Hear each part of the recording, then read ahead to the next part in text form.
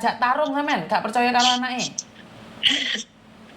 Berarti sampean nyepelene anakmu gak kuat bertarung di dunia luar loh ya. Anakmu hebat loh. Dia nggak minta bantuanmu untuk ke luar negeri loh. Harusnya kamu bangga loh sayang. Hah? Ojo digandoli. Iya, kamu memikirkannya. Saya merasakan, Mbak. Anak saya yang orang Hongkong asli, saya juga sedih kok. Tapi kan anak saya harus bertarung sendiri. Karena kan saya punya prinsip, saya nggak selamanya hidup, sayang. Kalau anak saya jaga kehidupannya pada saya, bagaimana kalau suatu saat saya meninggal dunia? Anak saya tidak mampu berdiri di luar sana. Benar nggak sih? Iya, Miss. Apakah kamu selamanya muda? Kan enggak juga. Ya enggak. Lah iya. Banggalah anakmu mau berjuang sendiri, sayang. Bener nggak? Ya. Sampai nunggu berapa ini, Miss? Kira-kira. Ya nunggu hatimu sampai Bisa. legowo dong. Kalau kamu hari ini legowo, mungkin besok anakmu telepon. Kalau kamu 1 bulan, 2 bulan gak legowo, anakmu ya kira telepon lah. Itu semua kan dari hatimu. Kamu hanya bisa mendoakan dia saat dia jauh. Berapa lama dia akan telepon itu tergantung dari hatimu. Yo, kecuali anaknya dianiaya, diplotot-plotot kayak di Kamboja, di Myanmar gitu, kamu wajar khawatir. Di Hongkong Iya kan nih. nggak ngerti kondisinya, Miss. Tapi di Hongkong nggak akan diplototi, Mbak. Nggak akan disetrum.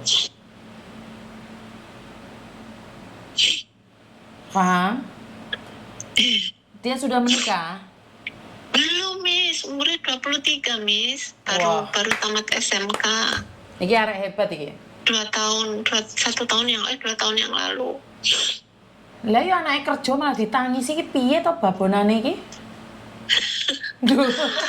Iki arek pinter iki umur 23 tahun berjuang. Arek jos iki. Tak goleki sampean anake sampean iki. Hah? Di Hongkong itu aman sayang, kecuali kamu ada di luar negeri, di Kamboja. Kuwi sampean patut takut. Karena kak saya bukan menakut-nakuti, kalau di Kamboja itu disetrum, gak guyonan. Kalau di Hongkong nggak ada. Iya. Paham? Kan Hongkong kondisi awak iki di bawah 40 kilo loh, Miss, 38 tahun. Oh, ini berarti ngenyak loh, ngenyak anakmu dhewe ra kuat loh. Kan kurus banget. Rasa khawatir. Kalau ke Cina itu ilegal, siapa yang nanyain ke Cina itu? Singapura aku rek. Paham. Singapura nggak ada yang ilegal, Miss. Kayaknya ilegal. Nggak bisa lari juga. Saya kurang tahu, intinya saya nggak ikut campur negara lain. Iya, makanya waktu ini kan sama PT-nya berdebat aku. Soalnya gini, Singapura 70% is ilegal. Siapa yang bilang ilegal? Di sini keluar aja 24 jam bisa ketangkep. Iya, serasa debat karo orang PT. Sama ini ngapain tukaran be orang PT? Aduh, malah anakmu kok malah enek opo-opo ra dikabari sama ini kok aneh toh, Bu. Ojo tukaran toh lah. Yo, lagi ini malah PT-ne ngomongnya sing jelas. Aslinya sampean gak ikhlas. Lek sampean gak ikhlas anakmu soro loh. Wes, aku mek ngiling tok loh ya. Ikhlas, Miss. Alah ikhlas lambene tok, lambene sesenggukan. Ayo entang salat tahajud ngono. Ditungane anake. Mari teleponan Mbak Miss Yuni iki langsung telepon sampean, ayo. Insya Allah, amin. Muka-muka. Ayo aja ditangisi lo, arek berjuang lo. Ayo, anak lagi berjuang lo. Hah? Ayo. Iya. Oh, iki arek pinter iki, bangga saya ini. Nggak jaga nih kekayaan ibunya yang ada di luar negeri, ayo. Ayo tuh, donga. Wes nang salat ngono didongakne anake. Iya, Miss. Oh, Makasih banyak, bagus Miss. ini anak ini membanggakan loh. Dia lo belum menikah, dia lulus SMA. Dia mau keluar negeri berjuang dari zero to be hero. Lah kok mbek babonane ditangisi, ora lucu sama ini.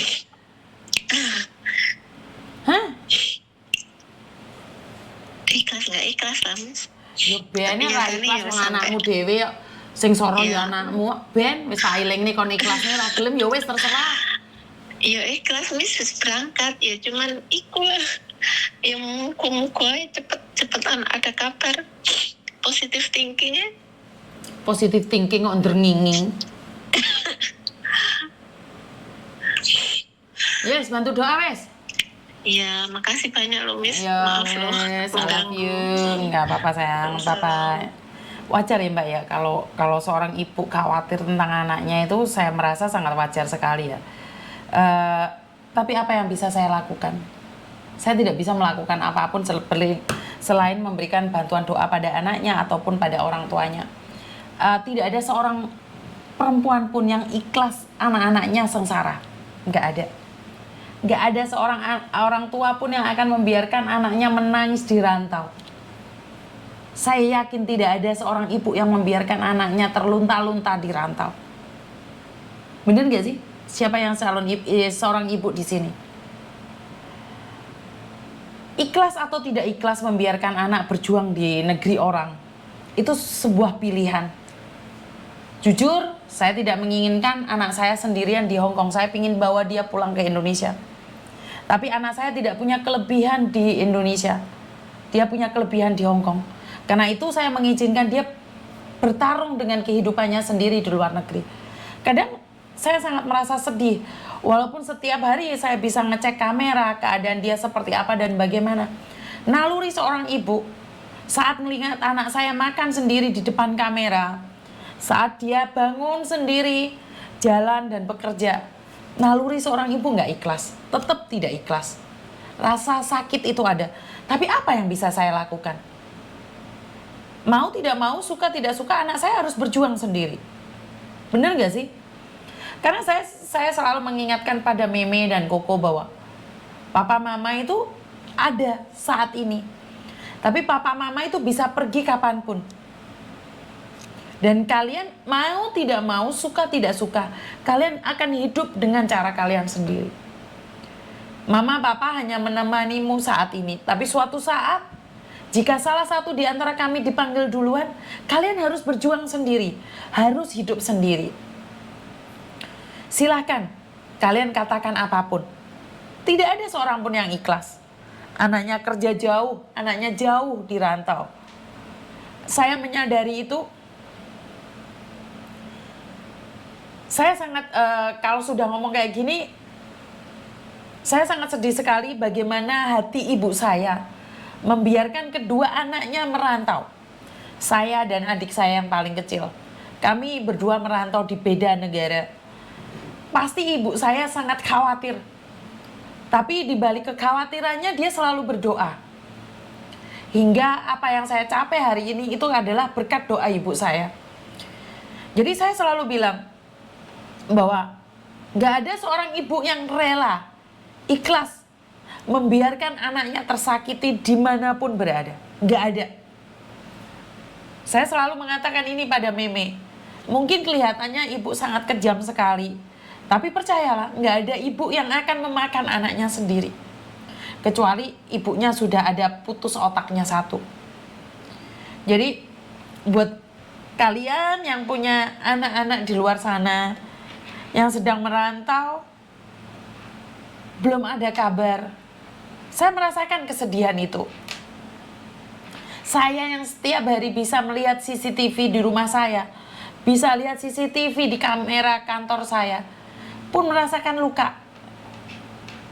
Jadi saya paham banget, tapi apa yang bisa kita lakukan dengan kekhawatiran kita? Kenapa saya selalu mengatakan, nah Koko jika kamu ingin menikah, menikahlah. Karena mama tidak bisa menemani dia selamanya. Kalau dulu Meme selalu bilang nggak boleh, tapi apa? Suatu saat Meme juga punya pacar, suatu saat Meme akan menikah. Masa iya Kokonya nggak boleh menikah? Bener gak sih? Jadi saya secara pribadi merasakan kesedihan seorang ibu. Saya merasakan luka seorang ibu saat anaknya merantau. Apalagi ibu saya ditinggal oleh kedua anaknya dan anaknya yang kedua meninggal dunia. Otomatis pukulan yang paling berat itu adalah ibu saya. Jadi dia memiliki 3 anak, yang 2 anaknya merantau, yang 1 meninggal dunia. Pasti ibu saya hancur lebur hatinya. Tapi ibu saya harus tetap berjuang mendoakan anak-anaknya. Bener gak sih? Jadi memang itulah hidup. Itulah hidup. Semua hidup itu ada warna. Ada yang datang, ada yang pergi. Jadi saya selalu bilang, orang yang saya paling takuti adalah ibu saya. Saya masih ingat betapa jahatnya saya di waktu muda, betapa balelonya saya saat muda. Melihat ibu saya semakin hari semakin tua, saya merasa sangat bersalah sekali. Karena itu buat teman-teman yang saat ini punya hubungan yang kurang baik sama ibu, tolong kondisikan, datanglah meminta maaf sama ibumu. Karena tidak tahu berapa lama dia akan ada di sampingmu. Tidak tahu berapa lama apakah dia sanggup menunggu kepulanganmu dari rantau. Bener gak sih? Jadi saya punya prinsip doa ibu tembus ke langit ke-7, menembus ruang dan waktu. Tidak ada yang bisa mengalahkan janji suci ibu, doa suci seorang ibu.